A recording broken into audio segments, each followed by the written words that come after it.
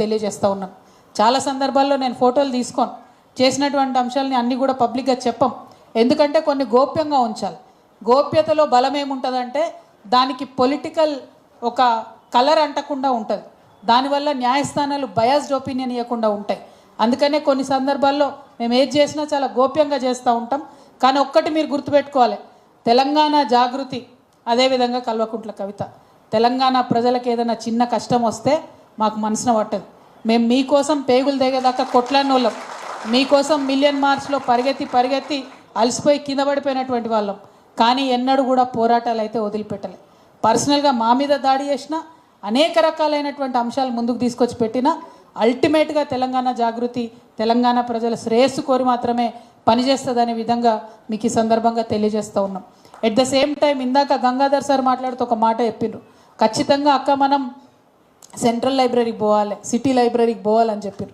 ఎక్కడైతే రాహుల్ గాంధీ గారు వచ్చి అబద్ధపు అంశాలను ముందుకు తీసుకొచ్చి విద్యార్థులను కన్ఫ్యూజన్ గురి చేసి దొంగ మాటలు చెప్పి దొంగ ప్రమాణాలు చేసి ఓట్లు తెచ్చుకున్నారు. ఆ తర్వాత కనీసం హైదరాబాద్కు రాకుండా పారిపోయినటువంటి సందర్భం. ఈ 2 ఏళ్లలో ఒక 100 సార్లు అడిగినాం మేము రాహుల్ గాంధీ గారి గురించి. మీరు కాన్స్టిట్యూషన్ పట్టుకొని తిరుగుతా అన్నారు రాహుల్ గాంధీ గారు. ఇక్కడ బీసీలకు 42% రిజర్వేషన్లు అన్నారు, ఇస్తలేరు. కనీసం ఈ మాట మీరు పార్లమెంట్లో మాట్లాడమంటే రాహుల్ గాంధీ గారికి నోరు రాదు, సోనియా గాంధీ గారికి నోరు రాదు, ప్రియాంక గాంధీ గారికి నోరు రాదు. ఇక్కడ వీళ్ళు బిల్లు పాస్ చేసిండ్రు, ప్రెసిడెంట్ దగ్గర ఆగిపోయింది. కనీసం ఒక్కసారి మీరు బడుగుల పక్షాన పార్లమెంట్లో వాయిస్ రేజ్ చేయండి అంటే వాళ్ళు ఎవ్వరికి కూడా నోరు రానటువంటి పరిస్థితి. ఇక్కడున్న నాయకులు మాయ మాటలు చెప్తూ ఉంటారు. ఢిల్లీలో జరగాల్సిన పనికి వీళ్ళు గల్లీ మాటలు చెప్తారు తప్పితే ఢిల్లీలో పరిష్కారం ఎట్లా చూపిద్దామని మాత్రం ఆలోచన చేస్తలేరు. ఇవన్నీ మీకు ఎందుకు చెప్తా ఉన్నా అంటే మీలో ప్రతి ఒక్కరిలో ఒక మేధావి ఉన్నాడు, మీకు విషయ పరిజ్ఞానం ఉన్నది. ఒక మాట చెప్తే అర్థమవుతుంది, చట్టాలు ఎట్లా పనిచేస్తే మీకు తెలుస్తాయి. కాబట్టే ఈ డీటెయిల్స్ చెప్తా ఉన్నాం. నేను ఉట్టిగానే అలిగేషన్స్ వేస్తలేను. ఈ 2 ఏళ్లలో చేసిన అనేక పోరాటాలలో ఎక్కడా కూడా కాంగ్రెస్ పార్టీ యొక్క ఢిల్లీ పెద్దలు మనకు కలిసి రాలేదు. ఇక్కడ అధికారంలోకి వచ్చిన తర్వాత కంప్లీట్ ఇగ్నోర్ చేసిరు మనని. కంప్లీట్ తెలంగాణ ఇంట్రెస్ట్లు, అందులో తెలంగాణ పిల్లల ఇంట్రెస్ట్ కంప్లీట్గా ఇగ్నోర్ చేసిరు. అందుకోసమే ఇవాళ బలంగా ఒక స్టాండ్ తీసుకున్నాం. ఖచ్చితంగా నిరుద్యోగుల పక్షాన్ని నిలబడతాం. టీజీపీఎస్సీ ప్రక్షాళన జరిగేంత వరకు కూడా వెంటబడతాం. ఏదైతే మనం జాబ్ క్యాలెండర్ ఇస్తామని ప్రామిస్ చేసిండ్రో అది ఇచ్చేంత వరకు కూడా వెంటబడతాం. ఈ జీవో 29 ఏదైతే రిజర్వేషన్లన్నీ తీసేటటువంటి కుట్ర కాంగ్రెస్ పార్టీ చేస్తూ ఉందో అది రద్దు చేసే వరకు కూడా వెంటబడతాం. ఏ ఒక్కరిని కూడా వదిలిపెట్టాం. ప్రజాక్షేత్రంలో నిలదీస్తూనే ఉంటాం.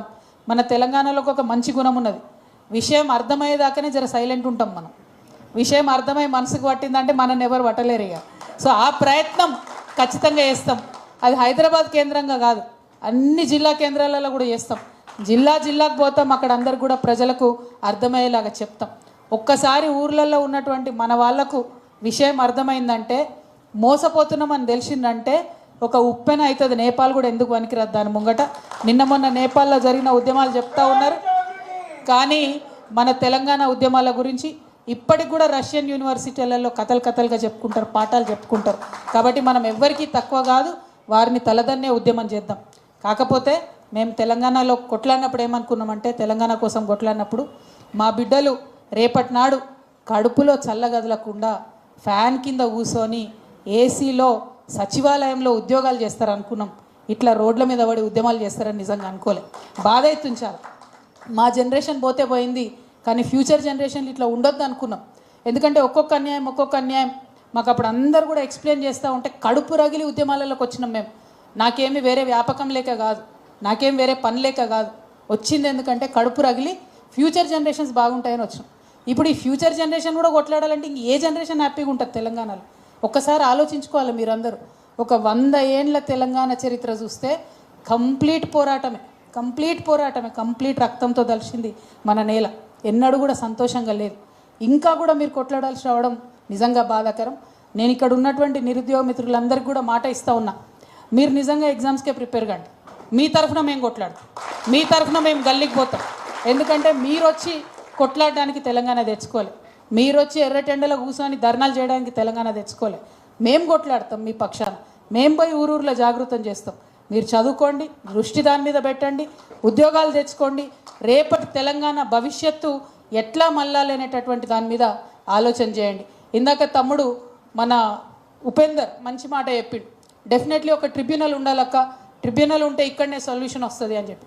అట్లాంటి మంచి ఆలోచనలు ఎవరికి వస్తాయి? కన్స్ట్రక్టివ్ ఆలోచనలు ఎవరికి వస్తాయి? చదువుకున్న వాళ్ళకి, ఆలోచన పరులకు వస్తాయి. సో మీ ఆలోచన రేపటి తెలంగాణ భవిష్యత్ నిర్మాణానికి అవసరం అని చెప్పి నేను మనస్ఫూర్తిగా నమ్ముతా ఉన్నాను. మీరు అక్కడ నిర్ణయాలు తీసుకునే దగ్గర ఉండాలి, మీరు కలెక్టర్లుగా ఉండాలి, మీరు ఆర్డీఓలుగా ఉండాలి, మీరు డిఎస్పీలుగా ఉండాలని ఒక అమ్మగా నేను చెప్తా ఉన్నా, ఒక అక్కగా కూడా కాదు. కాబట్టి మీకోసం అహర్నిశలు కొట్లాడతాం. మీరు ఏదైతే నన్ను 2-3 మాటలు అడిగినరో ఖచ్చితంగా మా లీగల్ వింగ్ ఏదైతే ఉన్నదో, మా నరేందర్ యాదవ్ గారు ఉన్నాడు, ఆయన పేరు పెట్టడమే ఒక మంచి పేరు పెట్టిండు, లీగల్ ఎయిడ్ వారియర్స్ అంట, టీజే లా. మేము వారియర్స్ లాగా కొట్లాడతాం అక్క అని చెప్పి మా న్యాయ విభాగానికి టీజే లా అని పేరు పెట్టినాం. దానిలో ఇప్పటికే దాదాపుగా ఒక 50 మంది పైచిల్కు లాయర్స్ ఉన్నారు. ఇంకా అడిషనల్గా యాడ్ చేస్తాం. మీకు ఏదన్నా కేసులు ఉన్నప్పుడు సీనియర్స్ కావాలంటే వారి సలహాలు సూచనల మేరకు అన్ని రకాలుగా సపోర్ట్ ఉంటామని కూడా ఈ సందర్భంగా తెలియజేస్తూ ఉన్నాను. ఎట్ ద సేమ్ టైం మరి నిరుద్యోగులకు సంబంధించి అన్నిటికన్నా ఇంపార్టెంట్ ఇష్యూ, నాకు పర్సనల్గా బాగా బాధ అనిపించే ఇష్యూ, నేను తెలుగు భాషను బాగా అభిమానిస్తాను, తెలుగు బాగుండాలని కోరుకుంటా. మన రాష్ట్రాల్లో పరిపాలనే కాదు, న్యాయస్థానాల్లో తీర్పులు కూడా తెలుగులో ఉండాలని కోరుకునేటటువంటి వ్యక్తిని నేను. మరి ఇవాళ తెలుగులో ఎగ్జామ్ రాస్తే మార్కులు వస్తలేవంటే, తెలుగులో ఎగ్జామ్ రాస్తే ఉద్యోగాలు వస్తలేవంటే ఏడికి పోవాలి మనం? ఇప్పటికే న్యాయమూర్తులకు తెలుగు రాక న్యాయం అందుతలేదు ప్రజలకని నెత్తి నోరు బాదుకుంటున్నాం మనం. గ్రామాల్లో ఉన్నటువంటి ఒక్క మనిషి కూడా కోర్టు అంటే భయపడతారు, కసీర్ అంటే భయపడతారు. ఎందుకంటే వాళ్ళు ఏం మాట్లాడతారో మనకు అర్థం కాదు. మరి ఇదే ఒరవడి కొనసాగిస్తూ ఇంగ్లీష్ వచ్చినోని తీసుకుపోయి రేపు గ్రామాలలో, జిల్లా కేంద్రాల్లో పనిచేయమంటే మన ఊర్లో ఉన్న ప్రజల బాధ వాళ్ళకి ఎట్లా అర్థమవుతుంది? ఖచ్చితంగా గ్రూప్ 1 ఎగ్జామ్స్ తెలుగులో రావాలి. ఏవైతే ఫండమెంటల్ మిస్టేక్స్ జరిగినాయో, కనీసం తెలుగు పేపర్ లేకుండా క్వాలిఫైయింగ్ ఎగ్జామ్ ఏదైతే పెట్టినరో ఆ బేసిస్ మీద కూడా మనం న్యాయస్థానాల్లో పోరాటం చేద్దాం. తెలుగు మీడియం వచ్చిన వాళ్ళని ఫిల్టర్ చేసేటటువంటి ఈ ప్రక్రియను కూడా ప్రశ్నిద్దాం. తప్పకుండా